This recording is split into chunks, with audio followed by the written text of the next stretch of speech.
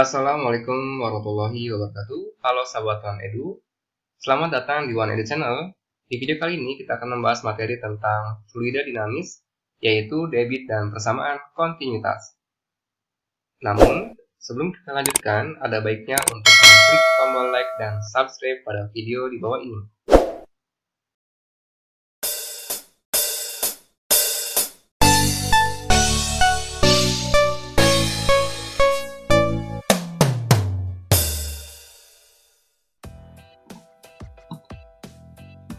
Pengertian dari fluida dinamis, kita perhatikan di sini aliran air yang mengalir dalam sungai dari tempat yang tinggi ke tempat yang rendah. Air merupakan salah satu dari fluida, sehingga kita masukkan ke dalam pengertian dari fluida dinamis, yaitu fluida atau berupa zat cair atau gas yang bergerak atau yang mengalir. Contohnya adalah aliran air dalam pipa, aliran air dalam sungai, kemudian aliran udara. Kemudian, aliran fluida dibagi menjadi dua bagian. Yang pertama adalah aliran yang cukup teratur atau yang bergerak secara garis lurus. Aliran ini disebut dengan aliran laminer. Aliran laminer yaitu aliran yang mengikuti arah garis lurus. Cirinya biasanya ditandai dengan kecepatan fluida cukup rendah dan tekanannya cukup tinggi. Kemudian yang kedua, aliran yang tidak beraturan atau yang acak yang disebut dengan aliran turbulen. Aliran ini artinya adalah aliran yang berputar atau yang mengikuti arah acak. Cirinya ditandai dengan kecepatan fluida yang cukup tinggi, tekanan fluida yang rendah. Sehingga kita dapat menyimpulkan bahwa kecepatan fluida berbanding terbalik dengan tekanannya. Artinya, ketika kecepatannya sangat besar, maka tekanannya cukup rendah, dan sebaliknya. Selanjutnya, kita akan membahas materi tentang debit. Debit dapat kita buat ke dalam simbol menjadi huruf Q besar, kemudian satuan dalam meter pangkat 3 per sekon. Artinya, debit adalah di sini satuan dari volume per sekon atau per waktu. Kalau kita perhatikan dalam pompa air di sini, ketika kita mengayuh ke bawah, maka air dapat keluar dalam pompa tersebut. Sehingga aliran yang keluar tiap detiknya disebut dengan debit. Nah, atau kita dapat menyimpulkan bahwa debit itu adalah volume fluida yang mengalir dalam pipa setiap satuan waktu. Kita dapat membuatkan dalam persamaan matematisnya, yaitu besar debit sama dengan Q V per T. Atau dapat kita buat ke dalam persamaan menjadi Q sama dengan A dikalikan dengan V. Sekarang kita gabungkan antara Q yang kiri dengan yang kanan, sehingga diperoleh persamaan menjadi V per T sama dengan A dikalikan dengan V kecil. Dengan keterangan simbol, yaitu Q menyatakan debit dalam satuan meter pangkat 3 per sekon, V besar menyatakan volume dalam satuan meter pangkat 3, A adalah luas penampangnya dalam satuan meter pangkat 2, V kecepatan dalam satuan meter per sekon, dan T menyatakan simbol dari waktu dalam satuan sekon. Oke, langsung saja kita masuk ke dalam contoh soal tentang debit.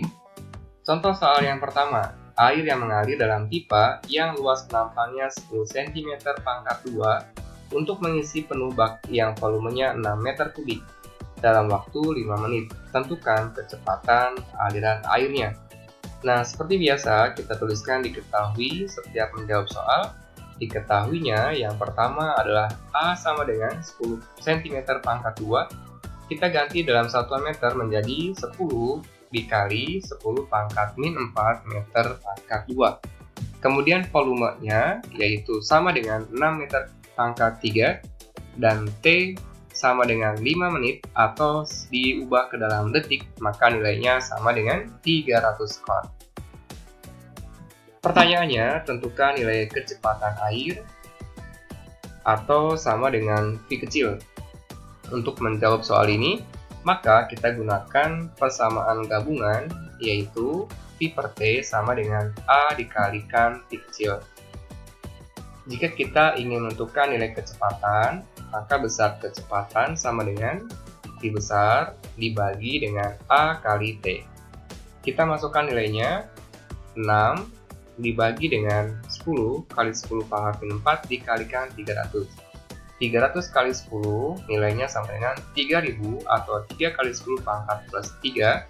Kita kalikan 10 pangkat min 4 maka nilainya 6 per 3 kali 10 pangkat min 1. Pangkat min 1 kita naikkan ke atas maka nilainya menjadi positif. Maka diperoleh 60 per 3 atau sama dengan 20 meter per sekon. Oke, sampai sini. Kemudian kita langsung ke contoh soal yang kedua. Pada contoh soal yang kedua, kita perhatikan soalnya di sini baik-baik. Sebuah bak mandi dapat menampung air 50 liter. Seorang anak ingin mengisi bak tersebut melalui sebuah pipa berpenampang 5 cm pangkat 2. Jika kelajuan air dalam pipa adalah 4 meter per sekon, tentukan waktu penuh bak tersebut. Caranya seperti biasa, kita tuliskan diketahui besaran-besaran yang ada pada soal tersebut. Yang pertama adalah A sama dengan 5 cm pangkat 2 atau sama dengan 5 kali 10 pangkat min 4. Kita ubah dalam satuan meter. Kemudian di sini yaitu volumenya 50 liter. Liter diubah ke dalam meter pangkat 3 sama dengan 10 pangkat min 3. Maka volumenya menjadi 50 kali 10 pangkat min 3 meter kubik. Dan kecepatan satuannya sudah dalam satuan meter per sekon. Lalu pertanyaannya adalah tentukan lamanya waktu. Untuk menjawab soal ini, kita gunakan persamaan gabungan dari debit V per T sama dengan A dikalikan V. Jika kita ingin menentukan nilai waktunya, maka T sama dengan V besar per A kali V. Maka kita masukkan V-nya 50 kali 10 pangkat min 3 dibagi dengan 5 kali 10 pangkat min 4 dikali 4. Caranya, 4 dikalikan 5 sama dengan 20, maka hasilnya 50 kali 10 pangkat min 3 dibagi 20 kali 10 pangkat min 4. Lalu kita bagi 50 per 20 sama dengan 2,5, kemudian pembagian pangkat 10 caranya dikurang. Maka diperoleh hasil 2,5 kali 10 pangkat plus 1 atau sama dengan 25 detik. Oke, sampai sini. Jika ada pertanyaan, silakan tuliskan dalam kolom komentar di bawah video ini. Persamaan kontinuitas, kita perhatikan di sini pada gambar sebelah kiri, ada sebuah pipa yang memiliki diameter dan luasan yang berbeda. Pada luasan yang besar di sebelah kiri, kemudian luasan yang kecil di sebelah kanan, ketika dimasukkan fluida, maka akan memiliki debit yang sama. Cuma perbedaannya adalah ketika luasannya besar, maka kecepatan fluidanya cukup kecil, dan sebaliknya pada luasan yang kecil, kecepatannya lebih besar. Artinya kita dapat menyimpulkan dalam persamaan kontinuitas, yaitu pada fluida yang tak termampatkan, hasil kali antara kelajuan aliran fluida dalam suatu wadah dengan luas penampang wadah selalu konstan. Artinya nilai debit keduanya sama, yaitu debit pada luasan yang besar sama dengan debit pada luasan yang kecil.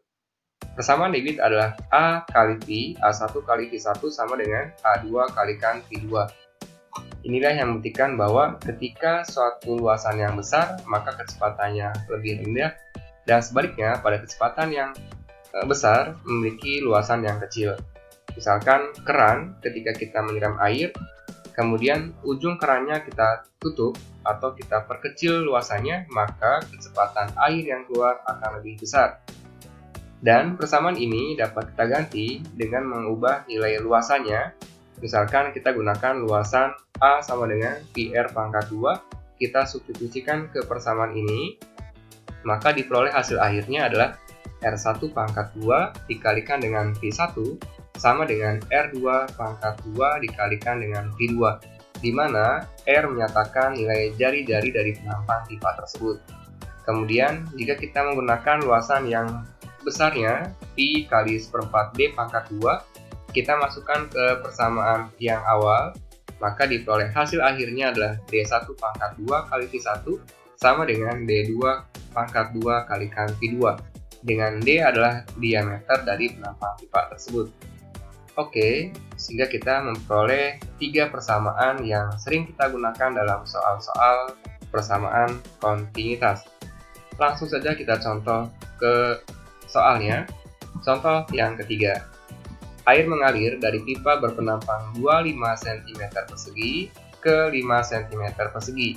Jika kecepatan aliran pada penampang yang besar adalah 2 meter per sekon, kecepatan aliran pada penampang yang kecil adalah, biasa kita tuliskan diketahuinya dari besaran yang ada pada soal, yaitu diketahui A1 25 cm pangkat 2, A2 5 cm pangkat 2, dan kecepatan P1 sama dengan 2 meter per sekon. Pertanyaannya, tentukan besarnya kecepatan pada penampang yang kecil, atau disebut dengan V2. Untuk menjawab soal ini, maka kita gunakan persamaan yang A1 kali V1 sama dengan A2 kalikan V2. Kita masukkan nilainya. 25 dikalikan 2 sama dengan 5 kalikan V2. 25 kali 2 sama dengan 50, sama dengan 5 kali V2, maka diperoleh V2 yaitu 50 per 5, atau V2 sama dengan 10 meter per sekon. Selanjutnya, contoh soal yang keempat. Sebuah pipa berdiameter 1 cm dialiri air berkecepatan 1 meter per sekon. Jika kecepatan air yang keluar sama dengan 4 meter per sekon, diameter ujung pipanya harus titik-titik. Nah, seperti biasa kita tuliskan diketahuinya yang pertama, dari soal tersebut, nilai D1 sama dengan 1 cm, kecepatan air yang masuk V1 1 meter per sekon, dan kecepatan air yang keluar kita tuliskan dengan V2 sama dengan 4 meter per sekon. Pertanyaannya, berapakah diameter pada ujung pipa yang keluar di sini? Nah, caranya berarti kita gunakan kecepatan dan diameter. Maka kita gunakan persamaan, yaitu D1 kuadrat kalikan V1, D2 kuadrat kalikan V2. Kita masukkan nilainya, 1 kuadrat kali 1 sama dengan D2 kuadrat kalikan nilai 4. 1 kuadrat kali 1 sama dengan 1, D kuadrat kalikan 4, maka nilai D kuadrat sama dengan 1 per 4. Lalu kita akarkan 1 per 4 sama dengan setengah cm, sehingga diperoleh diameter pada penampang yang air keluar adalah setengah cm. Selanjutnya, contoh yang kelima.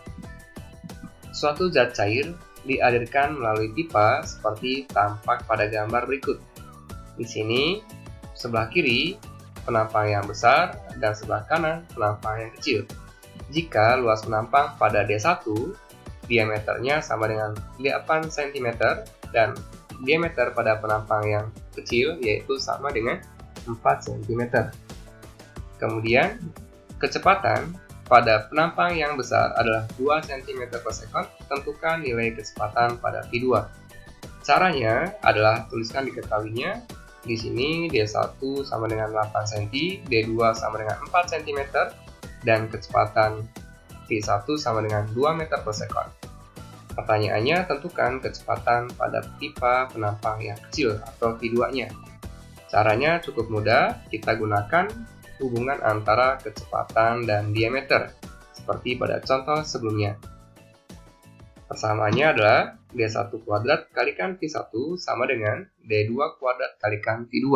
Kita masukkan nilai diameternya dan kecepatannya. 8 dikalikan 2, 8 kuadrat kali 2 sama dengan 4 kuadrat kalikan V2. 8 kuadrat adalah 64 dikali 2 sama dengan 16 kalikan V2.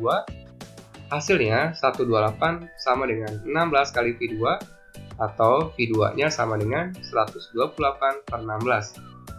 Atau V2 diperoleh nilai akhir sama dengan 8 meter per sekon. Oke, sampai sini. Jika ada pertanyaan, silakan tuliskan dalam kolom komentar di video ini. Oke, sekian pembelajaran hari ini. Terima kasih sudah menyaksikan. Sampai jumpa pada pembelajaran selanjutnya. Jangan lupa like and subscribe.